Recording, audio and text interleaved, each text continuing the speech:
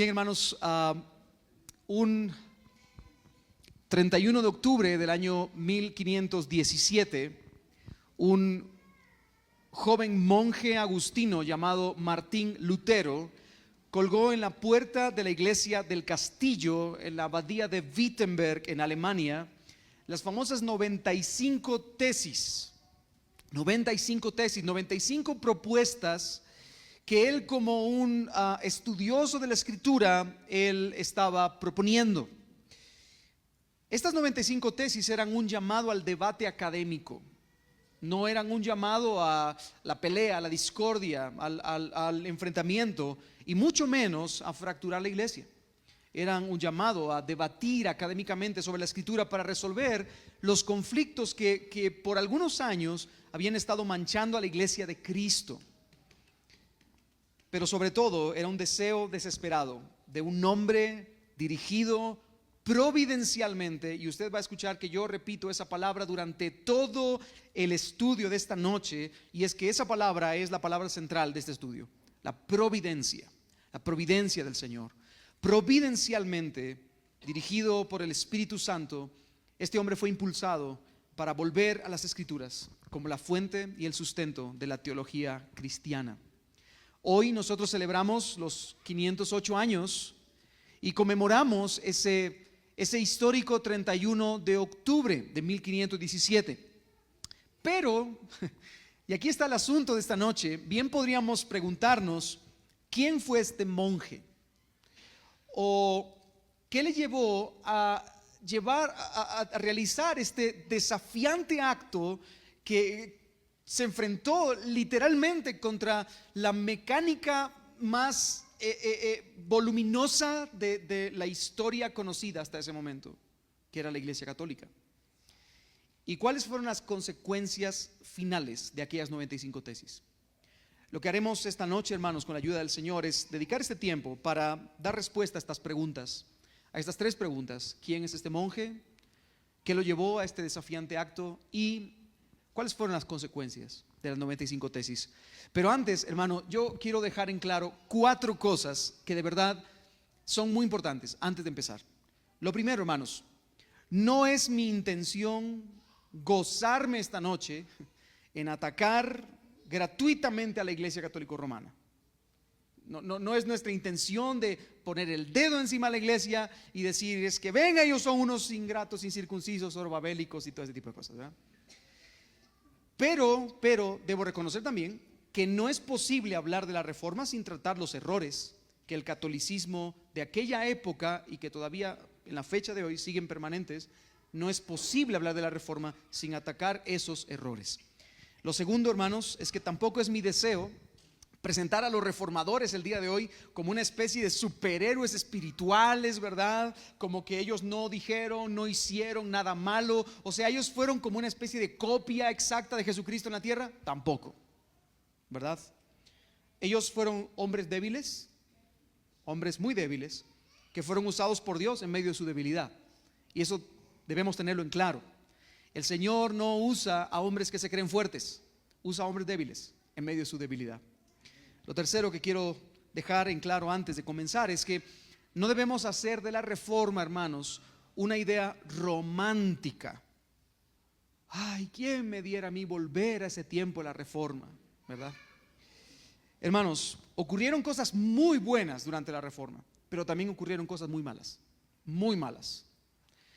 Miguel de Servet, por ejemplo, fue asesinado en Ginebra por el concilio de la Iglesia Reformada de Ginebra, presidido por Juan Calvino, y fue asesinado porque Miguel de Servet no reconocía la Trinidad, y el emperador de Germania y Sajonia había establecido que cualquiera que no reconociera la Trinidad como una norma debía ser quemado en la hoguera.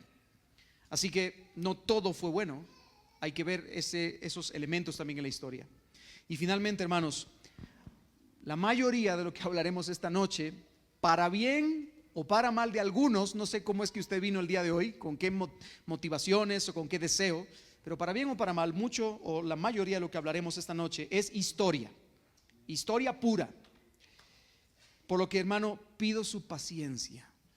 Téngame paciencia del amor del Señor. Llegará un momento en el que Si usted ve que yo digo, gloria a Dios, es porque vi a alguno que se estaba durmiendo, ¿verdad?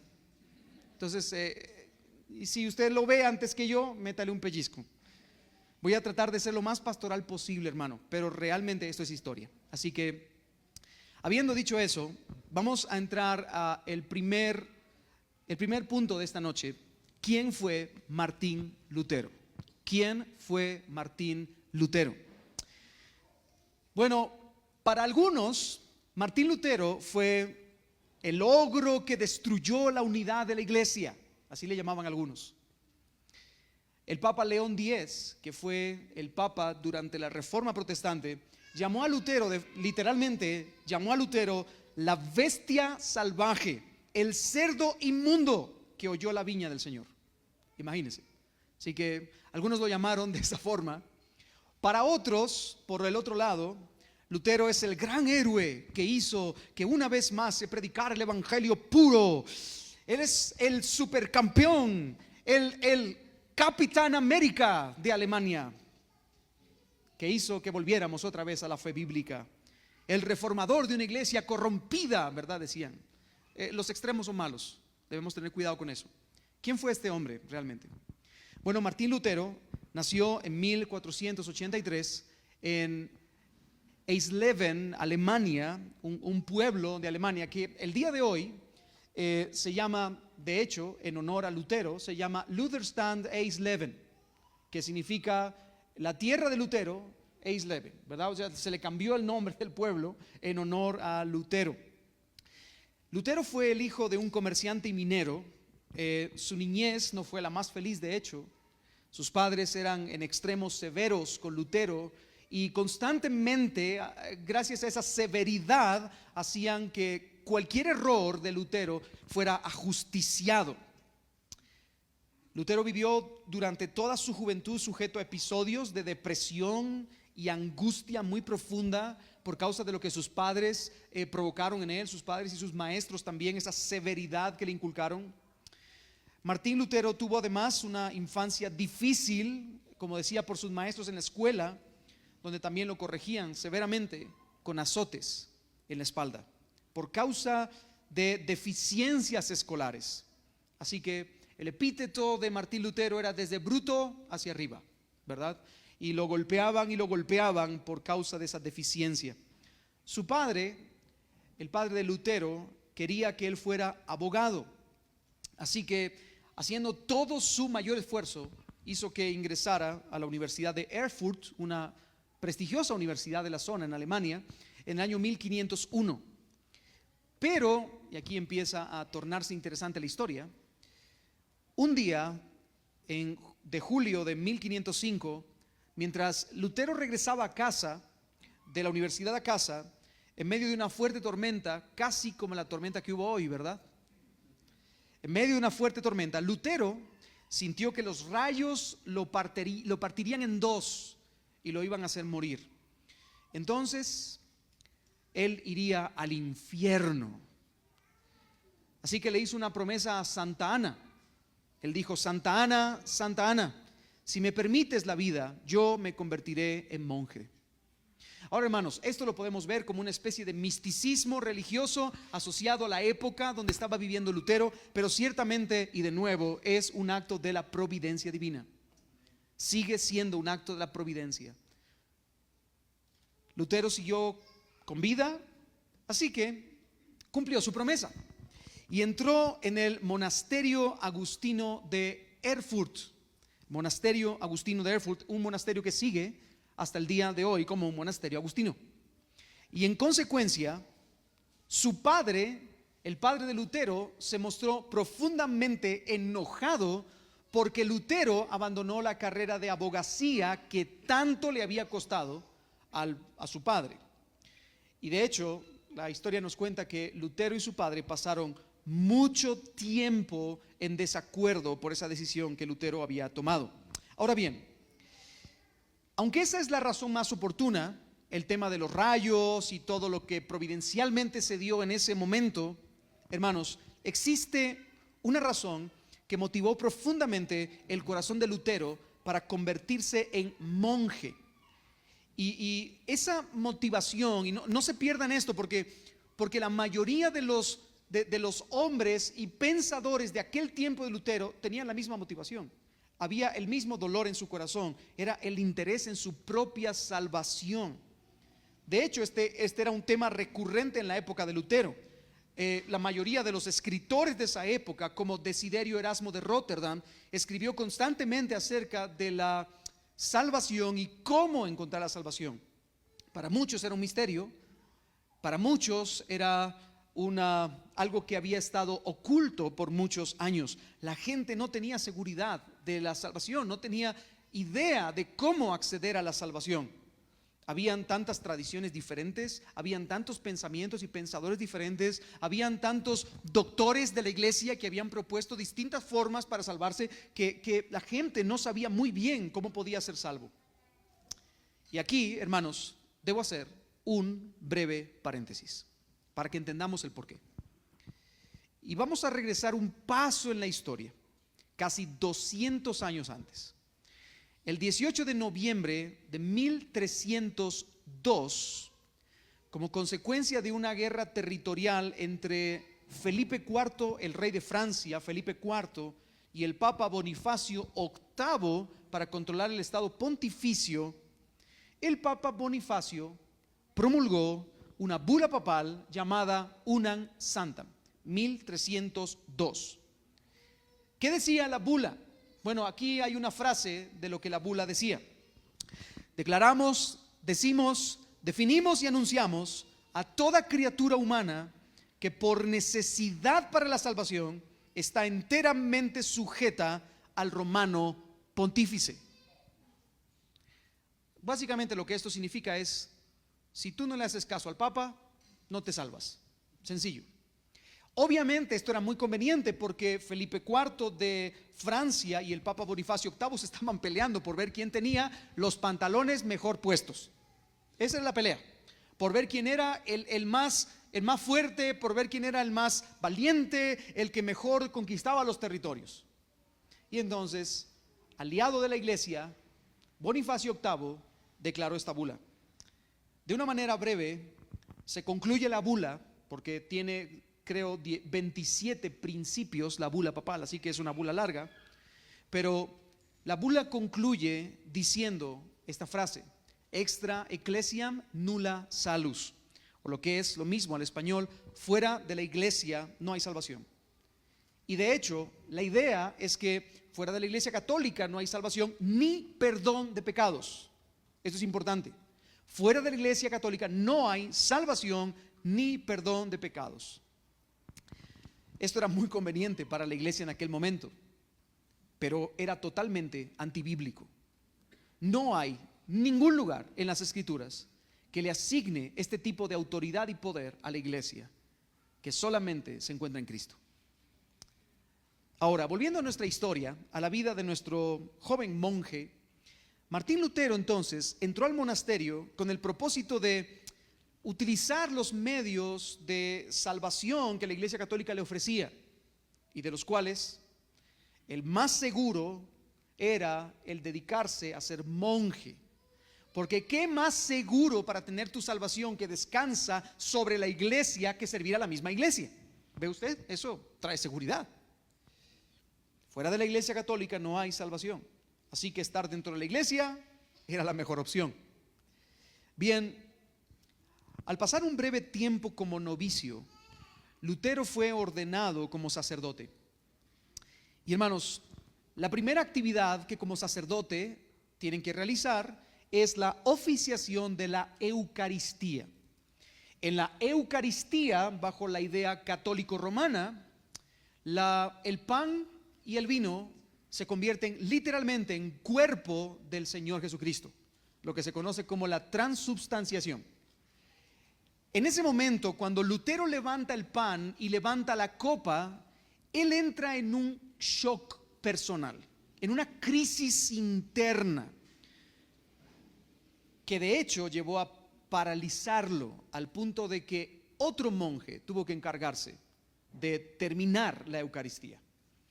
Porque Lutero, no estaba seguro de que todo lo que estaba haciendo en pro de su salvación fuese suficiente.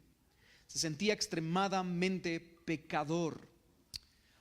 Oswald Chambers, un escritor reformado, ha dicho que el pensamiento que Lutero tenía acerca del pecado contra el cual luchaba era definitivamente un pensamiento normal. Cualquiera que ha visto su propio pecado y cualquiera que ha visto la santidad de Dios debería sentirse igual que se sentía Lutero. Deberíamos sentirnos pecadores por lo que hemos hecho contra el Señor. Hemos ofendido al Dios de gloria. Hemos obstinadamente pecado en su contra. Hemos querido robar su trono. Hemos querido usurpar el lugar que a Él le pertenece, que es gobernar sobre todos y sobre todo. Y nosotros, como seres humanos, hemos querido gobernar sobre todo y sobre todos. Así que, de nuevo citando a Oswald Chambers, cualquiera que realmente entienda su pecado y entienda la santidad de Dios, cualquiera se sentiría como Lutero. Cualquiera. Lutero no era una persona especial en ese sentido. Sin embargo, todos esos pensamientos asociados a todo lo que él había vivido en la infancia, la depresión que había sentido por causa de los golpes, los azotes y todas las cosas que él había recibido en casa y en la escuela por causa de sus deficiencias, llevó a Lutero a un pensamiento mucho más riesgoso. Él entendió que, o como él dijo, Dios Padre le parecía ser un juez severo, como lo habían sido sus padres o como lo habían sido los maestros de la escuela. Él veía a Dios no como un Dios de gracia y perdonador. No había un equilibrio, no había un entendimiento de justicia y gracia. Él solamente entendía a Dios como un juez severo que quería castigarlo. Y Cristo, ¿qué era Cristo para Lutero? Bueno, durante esa época Lutero escribió la siguiente frase: he perdido el contacto con el Cristo Salvador y Consolador de mi vida, quien se convirtió en mi carcelero y torturador. Eso es lo que Lutero pensaba acerca de Jesús, porque él se sentía sumamente pecador. Lutero trató por muchos medios de encontrar algún tipo de alivio para su alma torturada por el pecado. Así que se dedicó a hacer lo que la iglesia demandaba. ¿Y qué era lo que la iglesia demandaba? Obras y confesión. Obras y confesión. Obras y confesión. Entonces, nos encontramos a un Lutero atormentado que pasaba largas horas del día haciendo limpieza en el monasterio, al punto de dejar a sus hermanos del monasterio, a sus confraternos, dejarlos como unos débiles que no hacían nada, unos buenos para nada, porque él se ponía a limpiar y era meticuloso con cada cosa, porque en su mente solamente circulaba obras y confesión, obras y confesión. También Lutero acostumbraba a torturar su cuerpo. Los monjes agustinos, esto no lo hizo Agustín de Hipona, pero a ellos se les ocurrió que una buena manera para purgar el pecado era torturando su propio cuerpo. Así que los monjes utilizaban corsets de púas que se apretaban cada vez más para infligirse dolor y que sus pensamientos no estuvieran centrados en el pecado, sino en el dolor.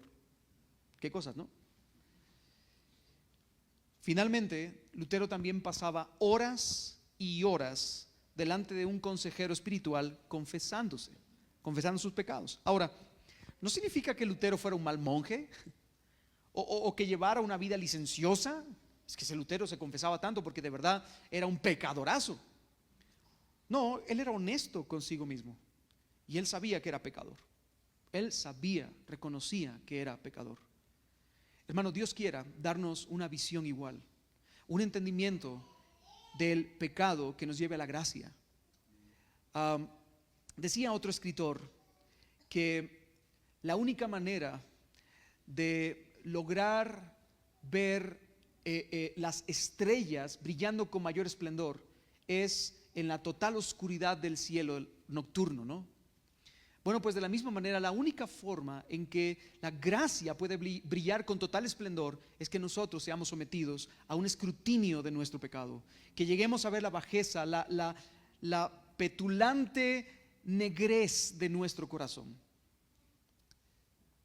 Para agregarle más fuerza al conflicto espiritual de Lutero, en 1510, Lutero fue enviado por sus conocimientos de abogacía a la ciudad de Roma para mediar en un conflicto de la orden de los agustinos.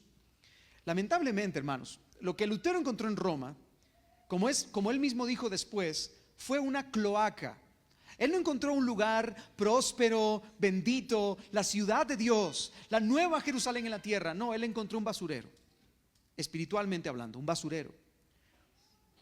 Algunas cosas de las que él vio: obispos y arzobispos deseosos de poder y amantes de dinero. Eso era lo que se veía en Roma. Sacerdotes que no se dedicaban a vivir vidas piadosas, sino impías. Sacerdotes que acudían a prostíbulos semanalmente y que organizaban casas de apuestas, hermanos, escuche esto bien, en las mismas iglesias en Roma. Formaban casinos, prostíbulos dentro de la misma iglesia. Muy parecido al día de hoy. Bueno, no voy a entrar en ese tema.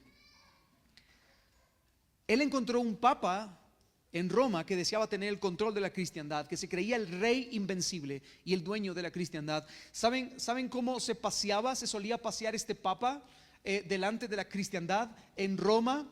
Vestido con una armadura de oro de la cabeza hasta los pies. ¿Qué le parece? Una chulada, ¿no es cierto? Y finalmente, Martín Lutero encontró un sistema sacramental, un sistema de sacramentos que se basaba en indulgencias y reliquias para obtener ciertos beneficios a cambio de dinero. Es interesante como el mismo Lutero escribió después, más adelante, que él había detestado Roma porque había encontrado cosas como que se le quitaban 500 años en el purgatorio por hacer una cola y terminar besando el lugar donde estaba el cráneo decapitado de Juan el Bautista y cosas semejantes a eso. De hecho, Lutero tenía un sentido de humor bastante particular, y en su sentido del humor él dijo en una ocasión que habían tantos clavos de la cruz de Cristo regados por todo el imperio germánico y sajónico que podrían ponerle las herraduras a todos los caballos del emperador Carlos V. O sea, imagínense, ¿cuántos clavos fueron los utilizados para Jesús? 3. Pero habían tantos clavos distribuidos en Germania y Sajonia suficientes para ponerle herraduras a todos los caballos del emperador Carlos V. Hermano, ¿por qué hacían eso? Por dinero. Por dinero. Es simple y sencillo, por dinero.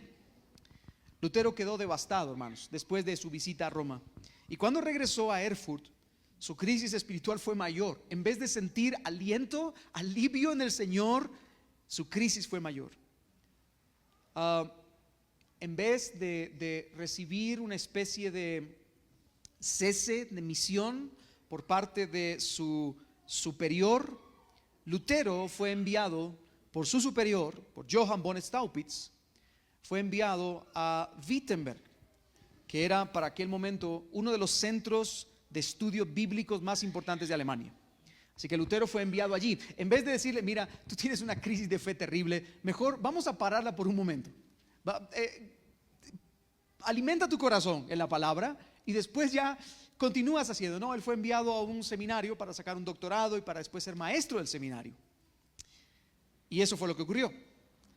En 1512, Lutero recibió su primer doctorado en teología en la ciudad de Wittenberg. En 1513 empezó a enseñar el libro de los Salmos en la Universidad de Wittenberg. Pero, y aquí está el punto de debacle de la historia, en 1515 Lutero empezó a dar la clase de Romanos. Eso fue lo que cautivó por completo el corazón de Lutero, porque Lutero, como él lo describió después, se topó en primer lugar con Romanos capítulo 1, versículo 17. Romanos 1, 17. Porque en el Evangelio la justicia de Dios se revela por fe y para fe, como está escrito, mas el justo por la fe vivirá. Lutero cuenta en uno de sus diarios que luego de meditar día y noche sobre este texto, entendió algo significativo. La justicia de Dios, es decir, ser justos delante de Dios, hermanos, ser declarados justos ante Dios, no es algo que yo logre por hacer algún tipo de obras. ¿Qué dice el texto, hermanos? Por fe. La justicia es por fe. Ser declarado justo por Dios es por la fe.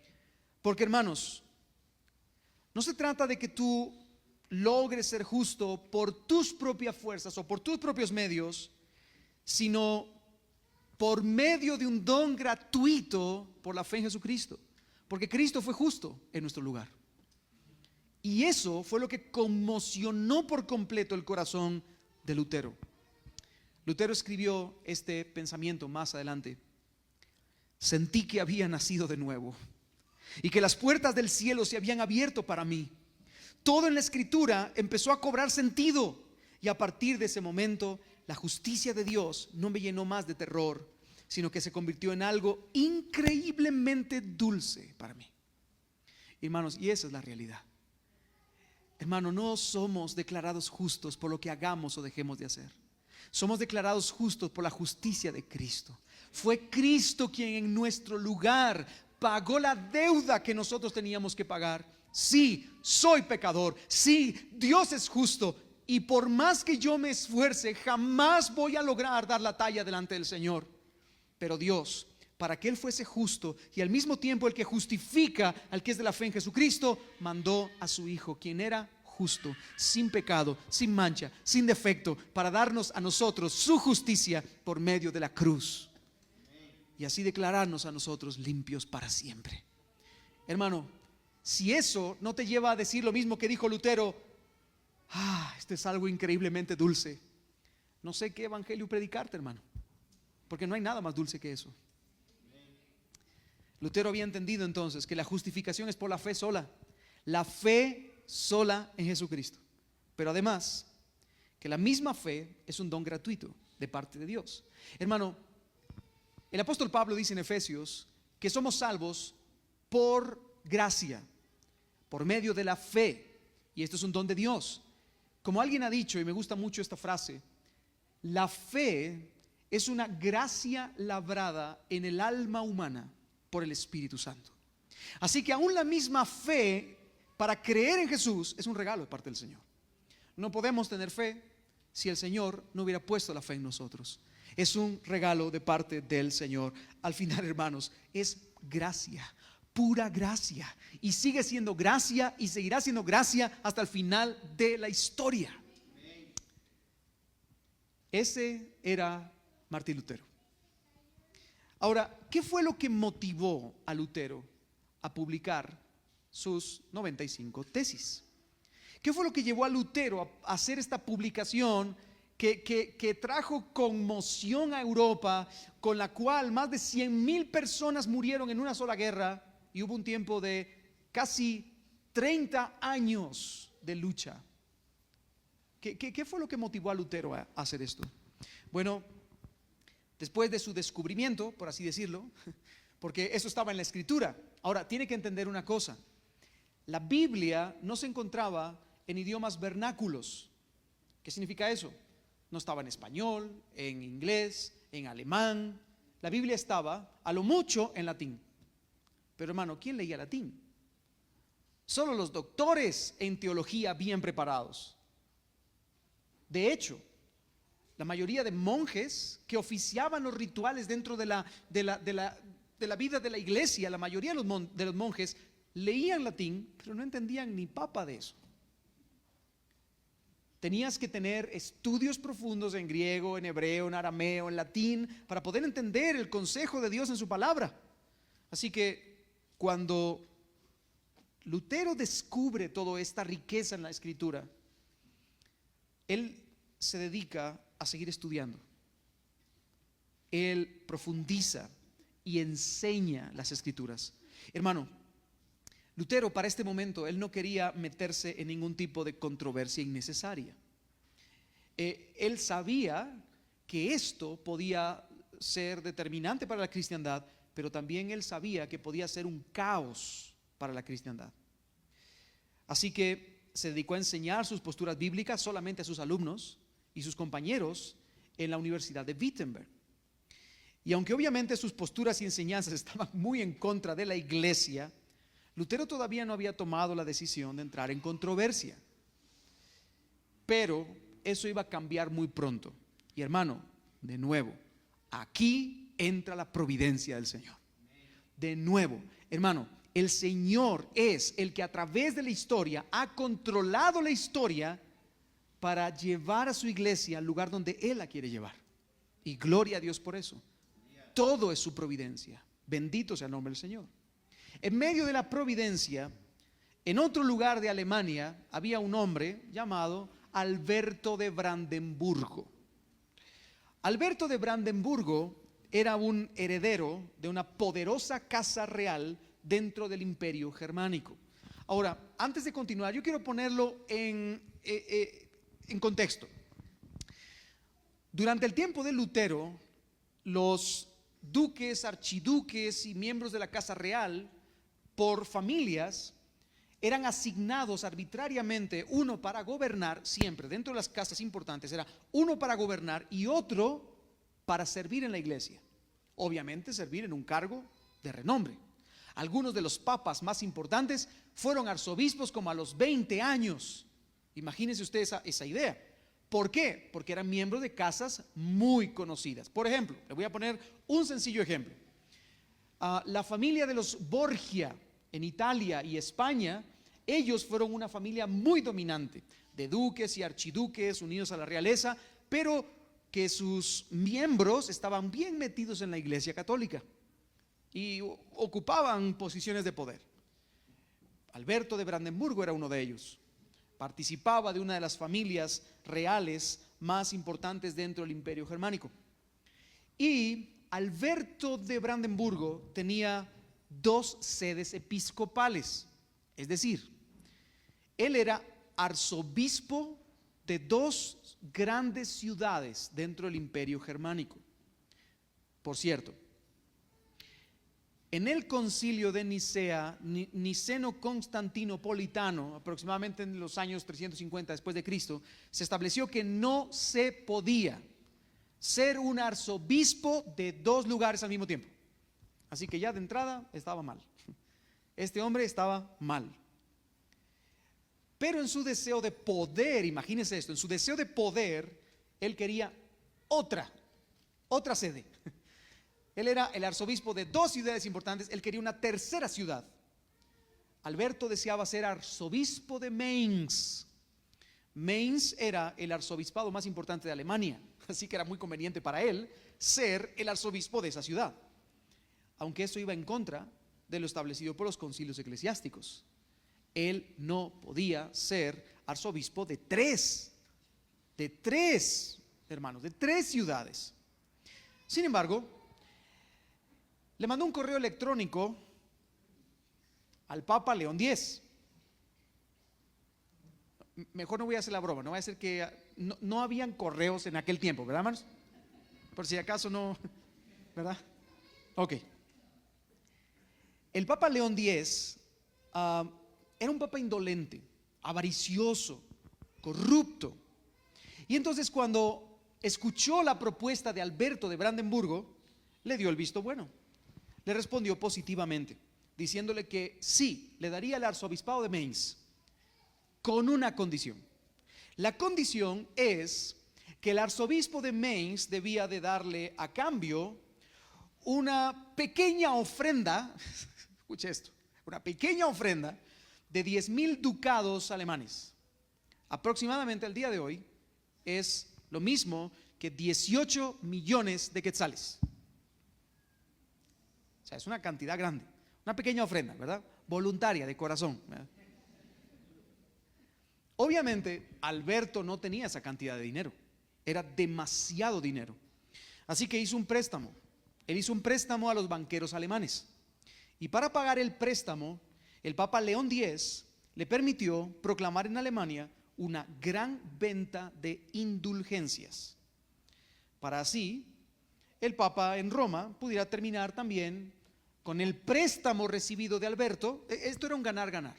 Alberto era nombrado arzobispo de Mainz, y el Papa León X recibía el dinero, y con el dinero el León X terminaba de construir la famosa Basílica de San Pedro. La idea de León X era figurar dentro de los nombres de la cristiandad, dentro de los más grandes. Alguien ha dicho incluso que León X quería estar en la lista de los mejores tres: Pedro, Pablo y León X. De nuevo, hermanos, todo esto es parte de la providencia divina. La providencia divina estaba funcionando aquí. Y entonces se disponen a vender indulgencias para que Alberto pudiera pagar el préstamo a los banqueros, el dinero pudiera llegar a Roma, se pudiera construir la Basílica de San Pedro y Alberto pudiera ser el arzobispo de Mainz. Ahora, la pregunta: ¿qué es una indulgencia? ¿Verdad? ¿Qué es una indulgencia? A ver si me funciona esto. Bueno, ahí está el Papa León X y pregunta: ¿qué es una indulgencia? Hermano, por favor, concéntrese conmigo un momento, porque no es tan simple como parece. Yo necesito que usted se enfoque conmigo, ¿sí? Según la Iglesia Católico Romana, todo pecado conlleva dos cosas: una culpa y una pena, ¿sí? Esa es la idea de como la Iglesia Católica ve el pecado. Conlleva una culpa y una pena. La culpa es la ofensa hecha a Dios, ¿sí? La culpa es la ofensa hecha a Dios y se borra cuando existe una confesión por el pecado delante de un sacerdote. Así que si tú vas al confesionario, tu culpa es quitada por el pecado. ¿Bien hasta aquí, hermanos? La pena es el castigo que la ofensa merece.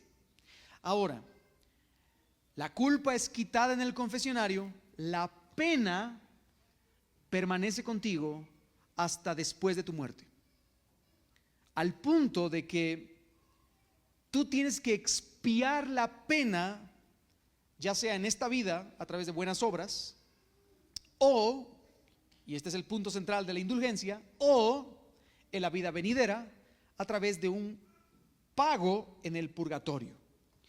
O sea, tú pagas tu culpa delante de un sacerdote confesándote, pero tú pagas tu pena al pagar una condena de 1482 años en el purgatorio, por decir alguna cifra, ¿sí? Esa era la idea de esto. ¿Bien hasta aquí, hermanos? Ok. Ahora bien, la Iglesia Católica estableció un documento oficial sellado por el Papa al que llamó indulgencia, que es básicamente la liberación de la pena.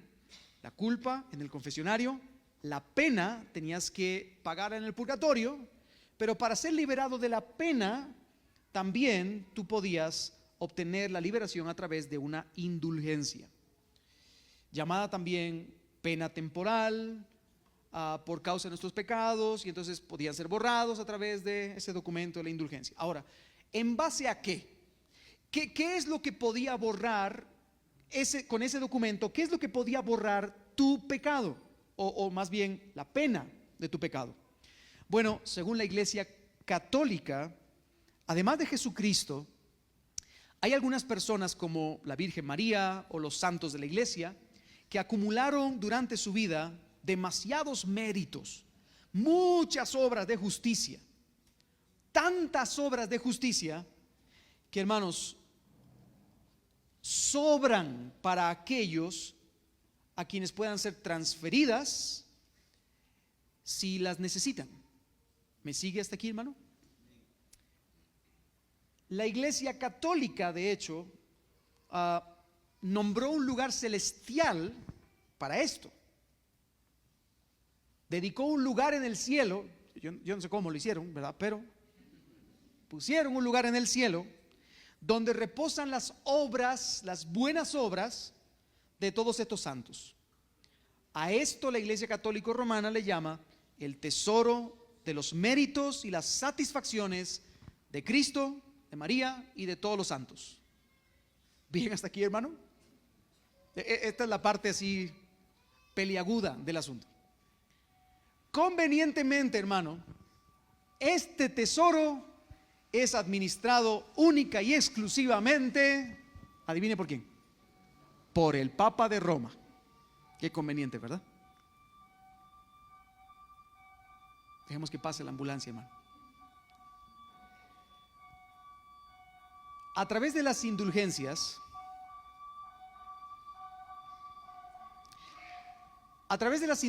entonces, se nos hacía una transferencia bancaria a nuestra cuenta.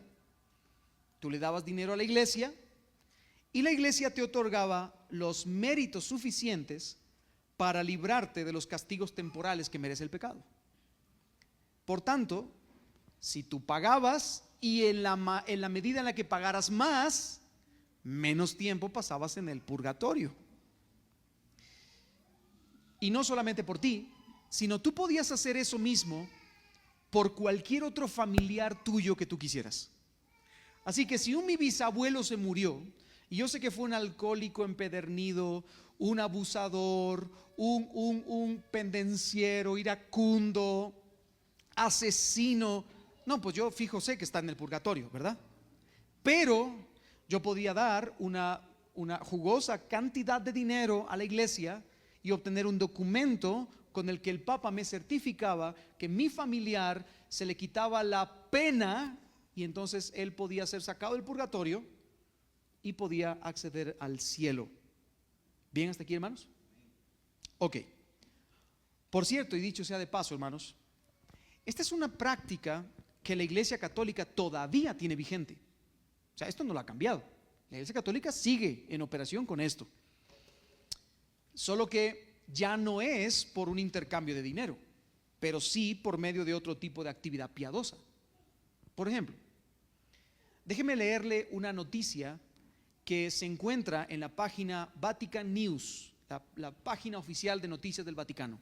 Dice lo siguiente: el miércoles 5 de julio del año 2023 fue publicado por Francisco, el Papa Francisco, el decreto de la penitenciaría apostólica, con el cual el Papa Francisco concede, escuche esto, la indulgencia plenaria a los abuelos, a los ancianos y a todos los fieles que, animados por un verdadero espíritu de penitencia y de caridad, participen el 23 de julio del 2023 en la tercera jornada mundial de los abuelos y de los mayores. Así que si usted participaba de esta jornada, ¿verdad?, le daban un documento donde usted ya no tenía que pasar tantos años en el purgatorio, ¿verdad? Era una indulgencia plenaria para usted, donde entonces el Señor, a través de los méritos del cielo, le ponía a su favor, ¿verdad?, las obras suficientes para aplacar la pena que usted tenía que pagar. ¿Qué le parece? Todavía sigue vigente hasta el año 2023. Noticia de última hora. Ahora bien, volviendo a nuestra historia, el que se encargó de esta venta de indulgencias en Alemania fue un fraile dominico llamado, a ver si puedo, Johann Tetzel, el famoso vendedor de indulgencias. Este Juan Tetzel era un hombre sin escrúpulos, hermanos, que hacía declaraciones escandalosas. Por ejemplo, escuche algunas de estas declaraciones: la cruz del vendedor de indulgencias tiene tanto poder como la cruz misma de Cristo. Tremendo, ¿no? Mira esta otra: la indulgencia puede dejarte más limpio que Adán antes de caer en el huerto. Tremendo, ¿no? Otra, esta era la más sonada: cuando la moneda cae a la cajuela, el alma del difunto al cielo vuela. Es divertido, ¿verdad? Pero recordemos, hermanos, que estas indulgencias aplicaban también para los pecados pasados cometidos por algún familiar muerto. Así que esto era muy importante para la gente que estaba escuchando. O sea, si yo pongo la moneda en la caja, entonces mi familiar que está en el purgatorio se va a liberar del purgatorio y se va a ir al cielo. Otra frase: Con una sola indulgencia, decía Tetzel, podría librar del purgatorio a aquel que hubiera violado a la Madre de Dios. Tremendo. Decía también Juan Tetzel, he salvado a más personas con las indulgencias que Jesucristo en el Calvario. Tremendo, ¿no es cierto? Bueno, y esto era lo que él proclamaba en alta voz delante de todas las personas en Alemania.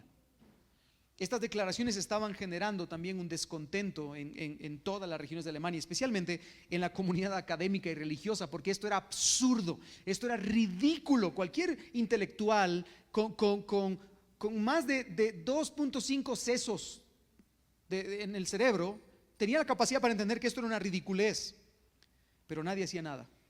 Nadie hacía nada.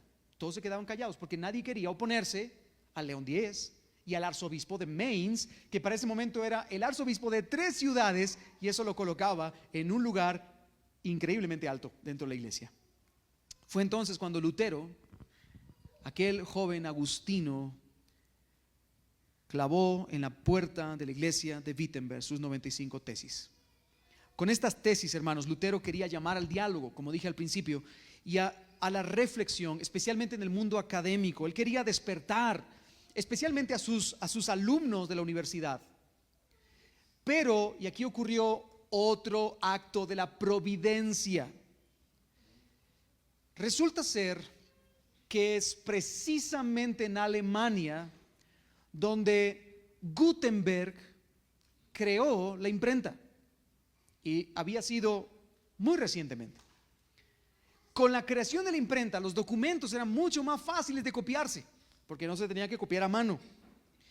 Así que los alumnos de Martín Lutero tomaron las tesis colgadas en la puerta, las llevaron a la imprenta, las reprodujeron al punto de que todas las tesis de Lutero se encontraban en Europa en cuestión de unas pocas semanas.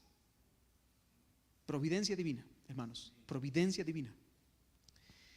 ¿Qué decían sus tesis? Bueno, no voy a leer las 95, claro está, pero voy a leer 2.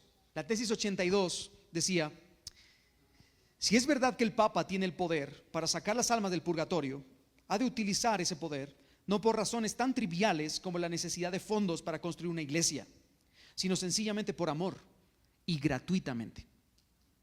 ¿Me sigue, hermano? ¿Bien con esta? Vea otra, la tesis número 51. El Papa debería dar su propio dinero a los pobres y no sacarle su dinero a través de las indulgencias, aunque para eso tuviera que vender la Basílica de San Pedro. Yo estoy muy seguro que esta misma declaración de Lutero, estoy muy seguro que el mismo apóstol Pedro hubiera pensado lo mismo. Estoy seguro. Yo creo que si el apóstol Pedro hubiera visto la Basílica de San Pedro, que se construyó en su nombre, creo que se hubiera rasgado las vestiduras, se hubiera echado cilicio y hubiera clamado en amargura. ¿Y por qué lo creo? Porque él mismo lo dijo. En 1 de Pedro capítulo 5 versos 1 al 3 dice: ruego a los ancianos que están entre vosotros, yo anciano también con ellos y testigo de los padecimientos de Cristo, que soy también participante de la gloria que será revelada. Apacentad la grey de Dios que está entre vosotros, cuidando de ella, no por fuerza, sino voluntariamente, no por ganancia deshonesta, sino con ánimo pronto, no como teniendo señorío sobre los que están a vuestro cuidado, sino siendo ejemplos de la grey. Ahora, hermanos, debemos decir también en medio de esto, y por favor no me malinterprete lo que le voy a decir ahora, pero es muy importante. Obviamente Lutero era un católico fiel en el comienzo de la Reforma. Él era un católico fiel. Cuando él colgó las 95 tesis, su intención no era asesinar a la Iglesia Católica. Él era un católico fiel. Así que no todas sus tesis fueron un atentado hacia el Papa y hacia la Iglesia. De hecho, algunas de sus tesis fueron aceptadas por el mismo León X como válidas. León X leyó las tesis y dijo: bueno, sí, algunas de estas tienen razón. Lo que está diciendo este hombre es correcto. Sin embargo, el mismo Lutero cambió rápidamente de opinión. especialmente cuando escribió uno de sus libros más famosos llamado de la cautividad babilónica de la iglesia. Hablando de que la iglesia católica era la gran Babilonia, él dijo que los 7 sacramentos debían ser negados porque no estaban en la Escritura. La autoridad del Papa debía ser negada porque no estaba en la Escritura. El magisterio de la iglesia debía ser negado porque no estaba en la Escritura. Y los concilios que han probado estar en desacuerdo entre ellos debían ser negados también. Eso fue lo que dijo Martín Lutero después de haber puesto sus 95 tesis. Bien, así que hemos tratado de hablar de quién es la persona, qué fue lo que llevó a Lutero a colgar esas 95 tesis. Pero ahora veremos rápidamente la tercera pregunta. ¿Cuáles fueron las consecuencias finales de las 95 tesis? ¿A qué llevó el colocar las 95 tesis? Bueno, las tesis de Lutero se difundieron rápidamente por toda Europa, como pan caliente. Y fue el mismo Lutero quien en son de paz envió una copia, incluso en son de paz, imagínense eso. En son de paz, Lutero envió una copia de sus 95 tesis a Alberto de Brandenburgo, que era la persona que había comenzado todo este manicomio. Y a su vez, Alberto le envió una copia a León X para que interviniera en el asunto. El Papa respondió enviando a uno de sus más leales servidores, el cardenal Cayetano, quien primariamente trataría de convencer a los príncipes de Alemania de establecer un nuevo impuesto en Alemania para iniciar una guerra contra los turcos, pero como segunda tarea, Cayetano debía entrevistar a Lutero y obligarlo a retractarse públicamente. Si el monje se negaba, debía ser llevado como prisionero a Roma. Hermanos, la entrevista entre Lutero y Cayetano no produjo el resultado deseado. Pero antes de que pudieran capturar a Lutero, el monje salió huyendo de Augsburgo. Mientras tanto, en la ciudad de Leipzig, que había una gran universidad, Lutero también fue retado a un debate público con un teólogo muy reconocido llamado Juan Eck, un teólogo católico en medio de la universidad. Juan Eck llamó a Lutero un husita. Juan Hus había sido proclamado hereje por la iglesia y había sido asesinado en la hoguera en el año 1414. Así que Juan Eck llamara husita a Lutero, eso produjo un malestar incontenible en el corazón de Lutero, el cual se levantó de la asamblea y salió, pero se fue a la biblioteca. Y lo primero que hizo fue ir a leer los libros de Juan Hus para decirle a Juan Eck que él no era un husita. Cuando terminó de leer los libros de Juan Hus, regresó y le dijo: sí, soy un husita. Porque Juan Hus había dicho que la cabeza de la iglesia no es el Papa, es Cristo. Y que nosotros no deberíamos de descansar en la autoridad de un hombre, sino en la autoridad de la Escritura. Y por eso fue que Juan Hus murió.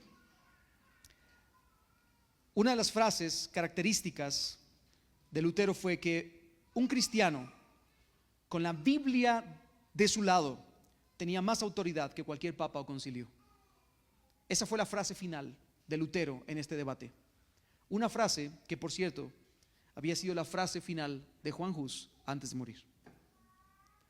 Lutero se había declarado defensor del hereje Juan Hus y por lo tanto Eck declaró a Lutero hereje de la iglesia también. Después de esto, el Papa León X promulgó su famosa bula papal Exsurge Domine. En esta bula papal condenaba todos los libros de Lutero y los declaraba herejes y debían ser quemados. Y le daba a Lutero 60 días para someterse a la autoridad romana bajo la pena de excomunión.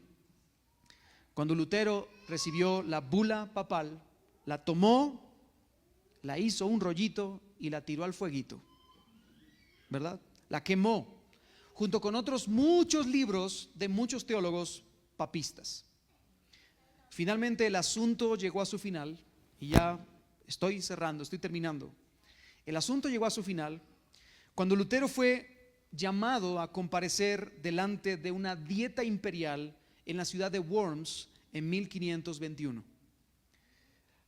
Martín Lutero, que estaba siendo protegido en ese momento por Federico el Sabio, que era el príncipe elector de Germania y Sajonia, fue llevado entonces hacia Worms, donde se le dio un salvoconducto, donde no se le iba a atacar ni se le iba a encarcelar, sino que él iba a poder presentar su defensa delante del emperador Carlos V, que para ese momento tenía tan solo 21 años, y delante de Cayetano y algunos otros de la Iglesia Católica. Dentro de la dieta imperial, a Lutero se le pusieron enfrente todos sus libros, los libros que desde el 17 hasta el 21 Lutero había escrito. Él no había perdido el tiempo. Y entonces se le preguntó: ¿son tuyos? Sí, son míos. ¿Te retractas? Y él pidió 24 horas para pensarlo. Algunos de sus escritos de esa noche dice que él literalmente se peleó contra Satanás esa noche. De forma literal, él dice: yo lo veía en mi habitación y me peleé contra él. Pero a la mañana siguiente, hermanos, a la mañana siguiente, él se paró delante del tribunal y pronunció estas palabras: que se me convenza mediante testimonios de la Escritura y claros argumentos de la razón, porque no le creo ni al Papa ni a los concilios, ya que está demostrado que a menudo han errado, contradiciéndose a sí mismos. Por los textos de la Sagrada Escritura que he citado, estoy sometido a mi conciencia y ligado a la palabra de Dios. Por eso no puedo ni quiero retractarme de nada, porque hacer algo en contra de la conciencia no es seguro ni saludable. No puedo hacer otra cosa. Esta es mi postura. Que Dios me ayude. Amén. Increíble declaración. Como Lutero no decidió entonces retractarse, Carlos V, el emperador de Germania y Sajonia, mandó asesinar a Lutero. Providencialmente, de nuevo la palabra, hermanos, esto es la palabra de esta noche. Providencialmente, Federico el Sabio raptó a Lutero y escondió a Lutero en el castillo de Warburg. Y es precisamente donde Lutero tradujo el Nuevo Testamento al alemán en aproximadamente 11 semanas y fue publicado para que toda Alemania pudiera leerlo en septiembre de 1522. A ese documento se le llama hasta el día de hoy la Biblia de septiembre. El primer documento del Nuevo Testamento traducido a un idioma oficial del pueblo. Hermano, qué alegría sintió el pueblo al ver las palabras del Señor traducidas a su propio idioma. Después de su encierro, Lutero continuó predicando en Wittenberg, desde donde surgieron escritos muy singulares como su famoso catecismo o el famoso documento de la esclavitud de la voluntad, un documento, un libro que yo recomiendo ampliamente. Es digamos que es un documento de lucha contra Erasmo de Rotterdam a través de cartas que se escribieron para defender lo que es la elección soberana de Dios, la elección por gracia, el llamado por gracia y la justificación por gracia y todo por gracia, hermanos. Pero nunca, hermanos, nunca dejó de ser central en las enseñanzas de Lutero la idea que ha sido sin duda el fundamento de la Reforma: mi conciencia está cautiva de la palabra de Dios. Y ese es el punto final de nuestra historia. Hermano, no importa cuánto tiempo pase, no importa en qué iglesia estemos, no importa cuál sea la corriente doctrinal que nos defina, lo importante es que nuestra conciencia esté cautiva de la palabra de Dios. Hermano, que nosotros podamos decir: así dice el Señor. No lo que yo me invente, no lo que yo diga, no lo que yo piense, así dice el Señor. Que esa sea la declaración de la iglesia. Ahora, Solo para terminar esta enseñanza de hoy, quiero dejar una breve reflexión en nuestros corazones a modo de aplicación. ¿Por qué es importante la reforma para nosotros hoy? Déjeme esta pregunta que es quizá más punzante todavía. ¿Por qué es necesario que yo haya pasado una hora escuchando historia de la iglesia para conocer la reforma protestante? ¿Por qué es importante eso para el día de hoy? Bueno, hermanos, las diferencias entre el catolicismo romano y el cristianismo bíblico siguen siendo tan irreconciliables hoy como lo fueron en 1517. Por eso es importante. Hermano, cualquier religión, pensamiento religioso, cristianismo que se predique con obras, no te lleva al cielo, no salva. Al igual que hace 5 siglos, hermanos, hoy debemos seguir proclamando con claridad las verdades del Evangelio frente a las falsas doctrinas del catolicismo romano.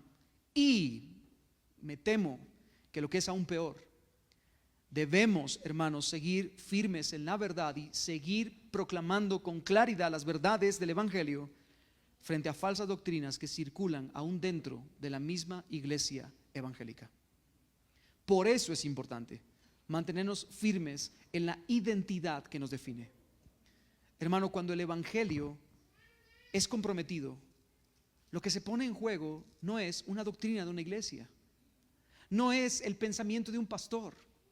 Cuando el Evangelio es comprometido, se pone en juego la salvación eterna de las almas. Hermano, si yo no predico el Evangelio como es, la gente no se salva. ¿Me explico con esto? No hay salvación si no hay una predicación fiel de la Escritura.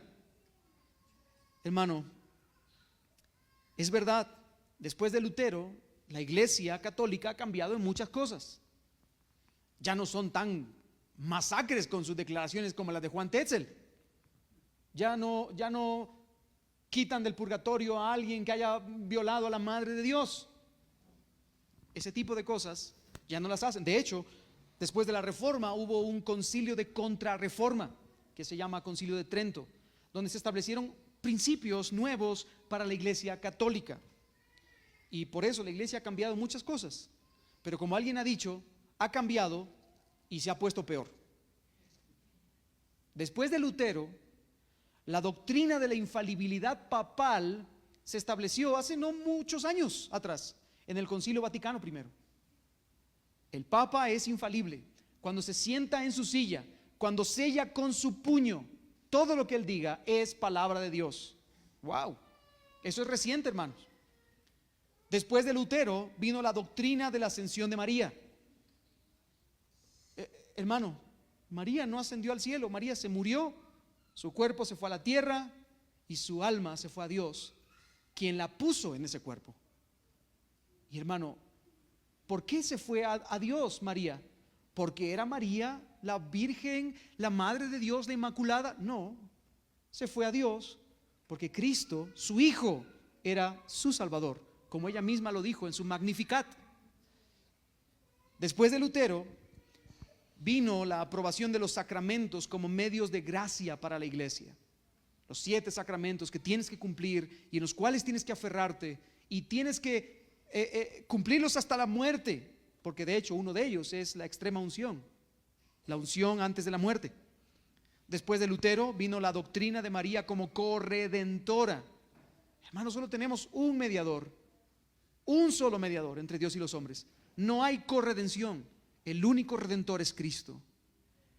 Y después de Lutero vino el famoso Concilio de Trento, y me gustaría citar uno de los puntos del Concilio de Trento que se encuentra en el canon número 9 del Concilio de Trento, y dice así: si alguno dijere que el pecador se justifica con la fe sola, entendiendo que no se requiere otra cosa alguna que coopere a conseguir la gracia de la justificación, y que de ningún modo es necesario que se prepare y disponga con el movimiento de su voluntad, sea excomulgado. Eso dice el canon número 9 del Concilio de Trento. Bien, entonces Vamos a excomulgar a Agustín de Hipona, porque él dijo básicamente que la justificación es por la fe sola. Vamos a excomulgar a Pablo, al apóstol Pablo, y a todas sus cartas, porque en todas sus cartas encontramos que la salvación es por gracia, no por obras, para que nadie se gloríe. No hay una justificación que sea con algún añadido mío. Hermanos, la justificación es por la fe sola, por la fe sola en Jesucristo. Así que, en conclusión, hermanos, y termino con esta frase, en conclusión, hermanos, es mejor estar divididos por la verdad que estar unidos por el error. Es mejor estar divididos por la verdad que estar unidos por el error. Hermano, nosotros como iglesia tenemos un llamado de parte del Señor. Somos columna y baluarte de la verdad. Eso implica que cada uno de los que estamos hoy aquí, que formamos iglesia, hermano, debemos defender la verdad en este mundo. En alguna ocasión, alguien le preguntó a Spurgeon, ¿cómo es que tú defiendes la verdad? Y él dijo esta declaración con la que quiero terminar y la quiero dejar en su corazón. Spurgeon dijo: yo defiendo la verdad tal cual alguien que defiende a un león. ¿Cómo se defiende a un león? Suéltalo y el león se defenderá solo. Hermano, soltemos la palabra. La verdad se defenderá sola. La verdad de la palabra, como un león, rugirá en medio de nuestra generación. Así que proclamemos la palabra. Amén, hermanos.